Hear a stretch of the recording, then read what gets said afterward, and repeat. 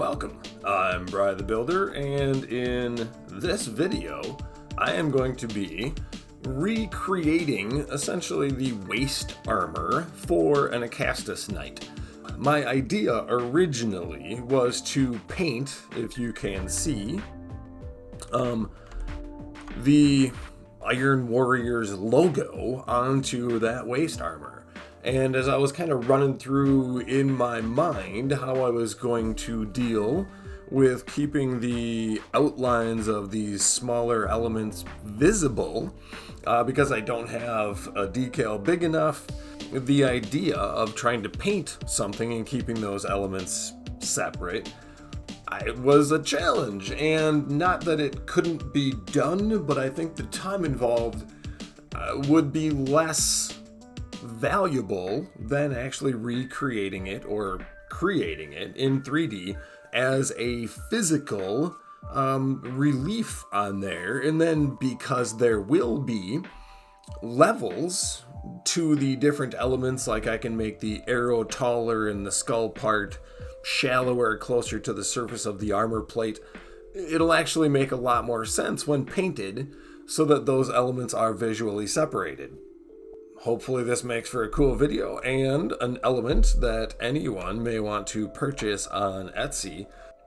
All right, so let's get started.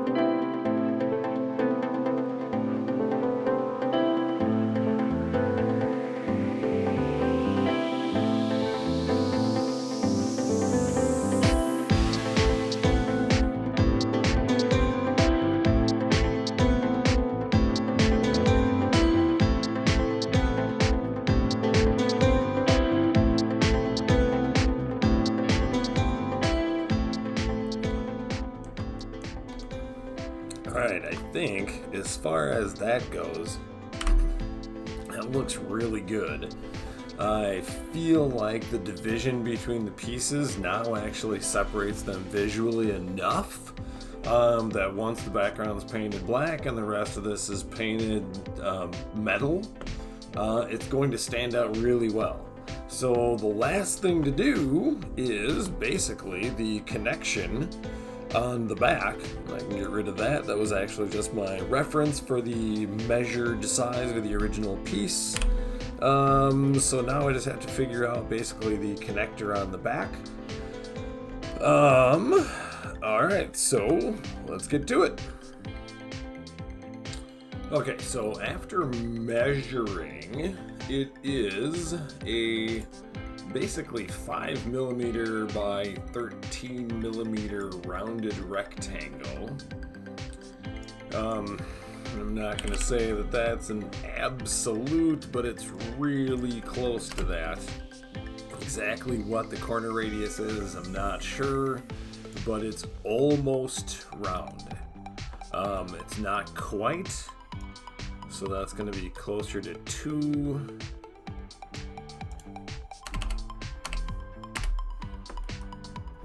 That should be really close. But instead of just extruding that, I'm going to bevel it. So beveling is essentially a bevel, an extrude with a small potential or large change in size as well. So level 1, the height is basically just going to be the length of the plug, which I need to measure. So from the back, that extends about 5mm total. So this will make 5. And then level 2, Actually, let's just make this 4.5. Then level 2 will be 0.5, and then the outline will be like negative 0.15. So it gets just a little smaller, and we'll have to spin that around, and then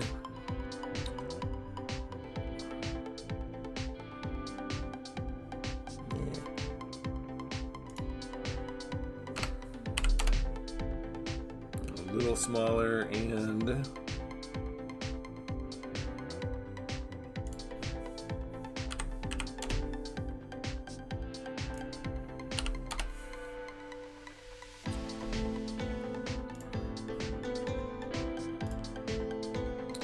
that should be nice. Well, it's not super smooth, but that's alright. It should actually still help. Alright, then let's go ahead, since the actual end of that only sticks out about a millimeter, we're going to convert this to an editable poly. And then we're going to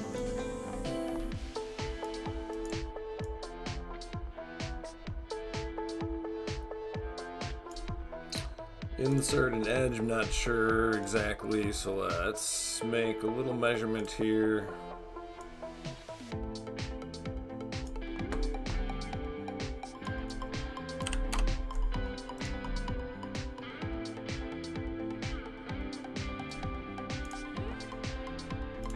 Alright, little cheaty, easy ways to measure things. I'm going to move that back just a little past.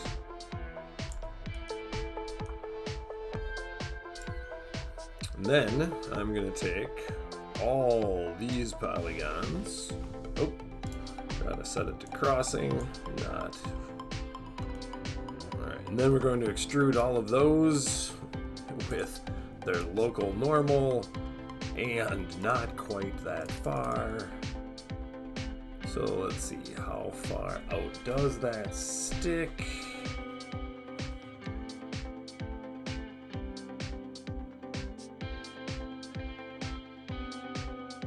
Let's go with 2 millimeters.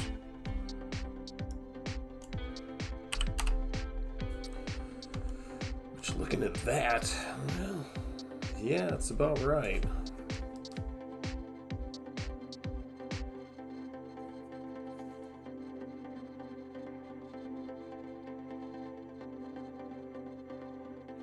Let's make it more like 1.5.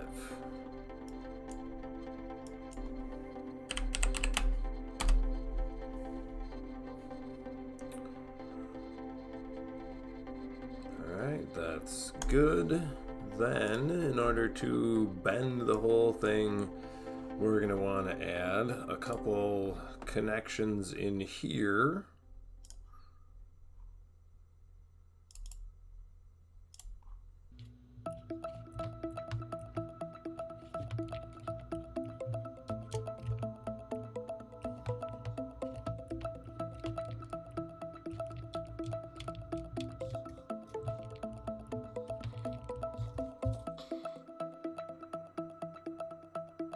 And then the top edge of that is about, I don't know, 2 or 3 millimeters down from the top edge. So we'll check that, but let's see.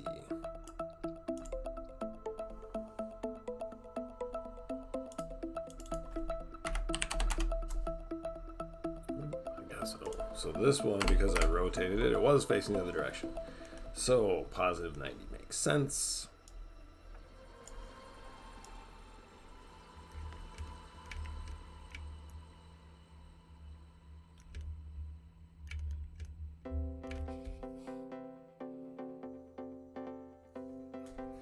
Looks very close to the original.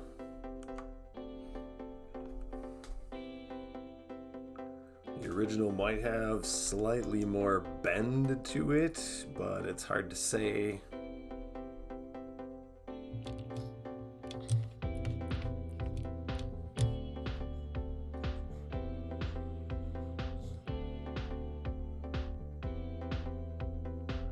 Well, I think that looks right. If it's not quite right, I have files for that, and we can adjust that curve a little if necessary. But I do believe that that is going to be very good for 3D printing. I'm going to push that in just a little more. The original is basically flush at the bottom edge. So I think that looks good. The little hinges are essentially going to be really difficult to see.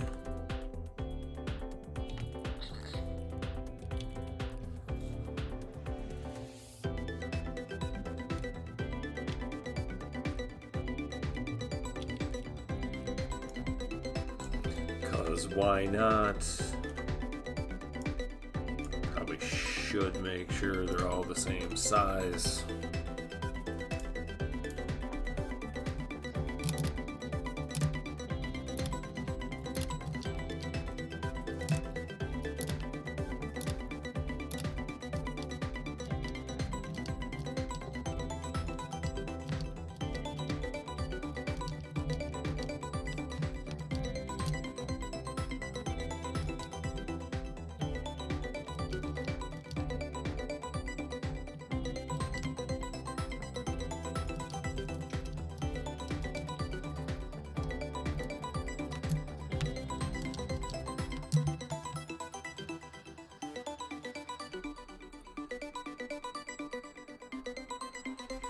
Alright, cool. Even though you'll probably never see any of that, having one of them slightly different, it'll all pick up a wash and should end up looking quite cool when it's all finished. I believe it's enough relief everywhere that, I mean, it's not like I'm going to really worry too much about trying to get any real detail down in there, but once black is basically on my initial mash coat, I'll just push down in there. Once the metal is done over the top, those crevices should stand out very well, look really cool. So that is going to be a far cooler Iron Warriors piece of waist armor than essentially just having this detail painted on, which that always looks cool too. Decals are great, but my ability to paint a mirrored image as well as I can use the symmetry modifier in 3ds Max is incredibly questionable. So this for me definitely the better way to go. Going to look very cool once it's printed up. Alright, so I've brought the model into T2 box, so I think everything looks good. There's no dark parts, I didn't mirror anything, so everything should be ready to go. I've only rotated it to get it into what I believe is a good position. So let's go ahead and add some supports. So I'm just going to start, I'm going to let it add the medium. I shouldn't need any light supports, but then I'm probably going to delete a few of them.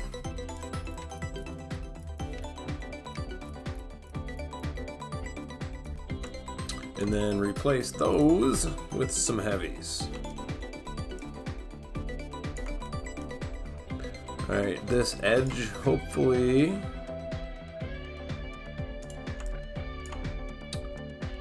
will be essentially invisible right up at the waist. So I think that should work out nicely. And then with a few heavies right through here.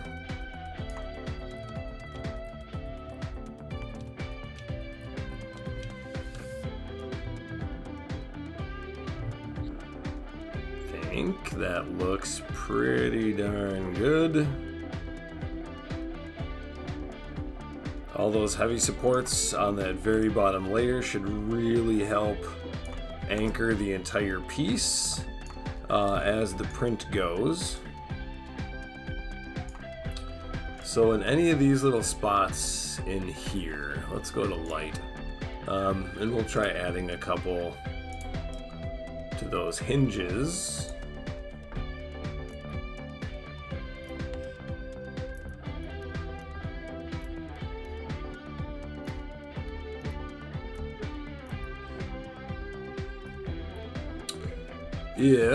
And it looks like I'm getting some warnings about the little rivets that I have on the hinges back there. If those don't print real well, I'm not overly concerned about that. Just try to make sure we have these edges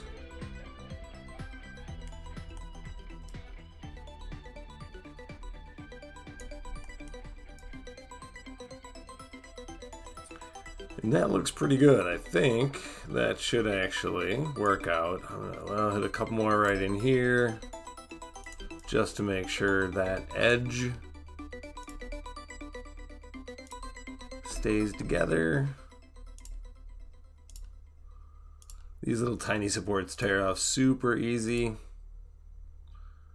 That's the fat ones. They embed a little bit further, and they have the potential to do a little bit of damage to the surface when they're removed. But there shouldn't really be too much of an issue. Alright, all of that should be really well supported now.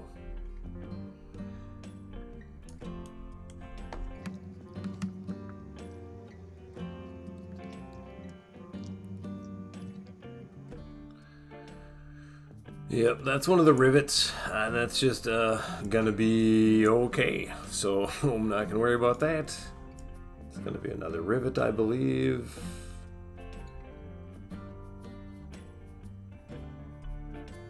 Yeah, it's a little corner.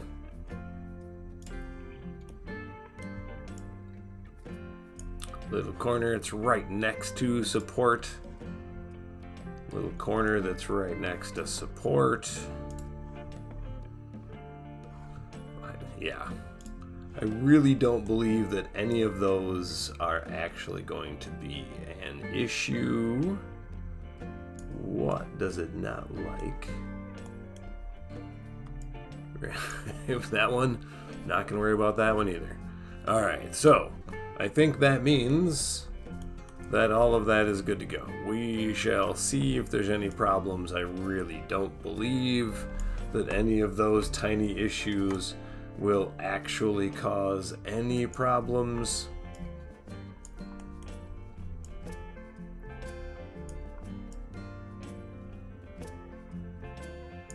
Yeah, that last one was that little piece right there. That's not going to be an issue.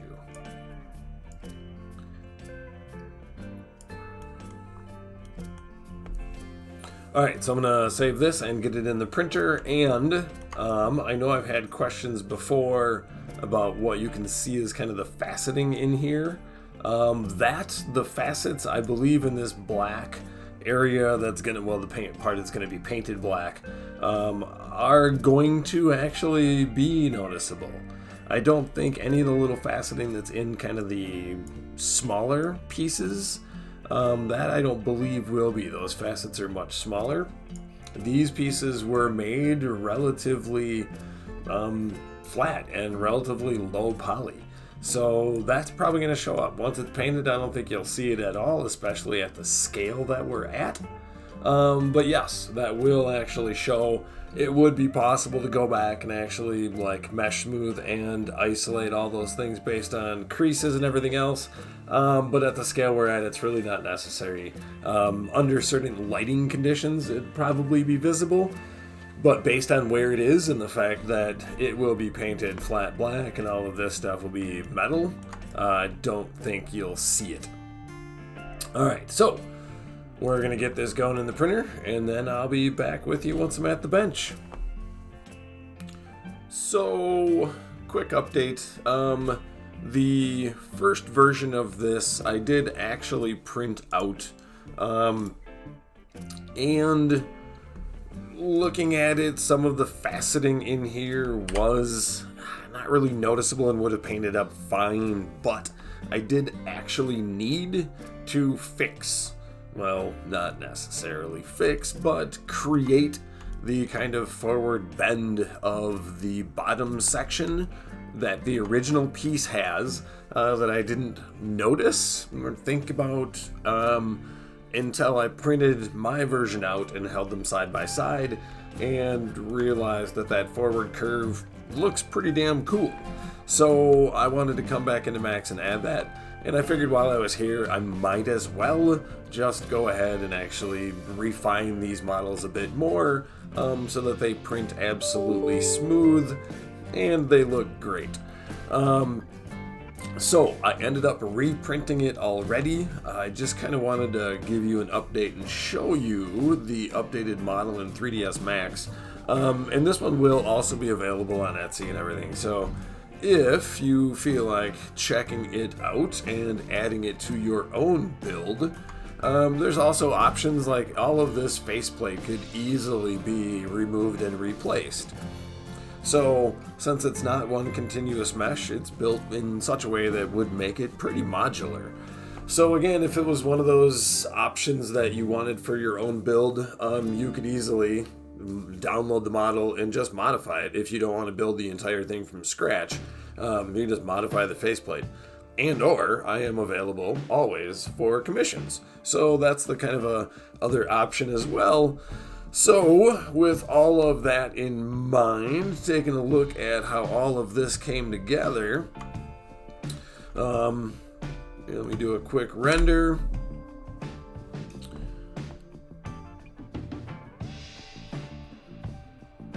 I also opened up the eyes a bit more. The last version, the eyes were a little too squinty.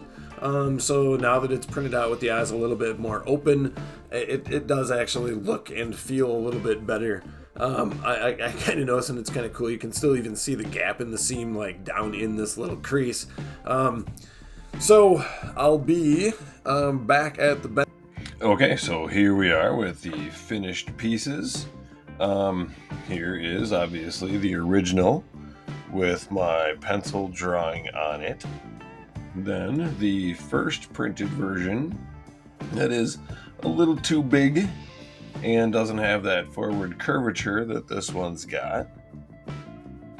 Alright, so then there's this one that's still just a little bigger than that one, but fits on the knight just fine and also has the nice forward curvature to it. And I really do like that this has actually got some nice depth to the relief on that Iron Warrior's mask, skull, face icon. And the post on the back fits very nicely. The one on the back, the outer rim around it is obviously quite a bit wider, but the inner part of the plug is the correct size and fits very nicely onto the knight. So that'll glue in real nicely. So I can't wait to get this all painted up as part of the larger Acastus Knight project. I'm very happy with the way this model turned out. So go ahead if you feel like actually having a version of this for your own build. You can either purchase it on Etsy or join me on Patreon, and my 3D models, STL files, 3ds Max files, all of that will be available on Patreon, as well as all kinds of other behind the scenes stuff, explanatory elements that don't end up in final cuts that end up on YouTube. So once again, thanks for watching. I hope you enjoyed the video, and I'll see you in the next one.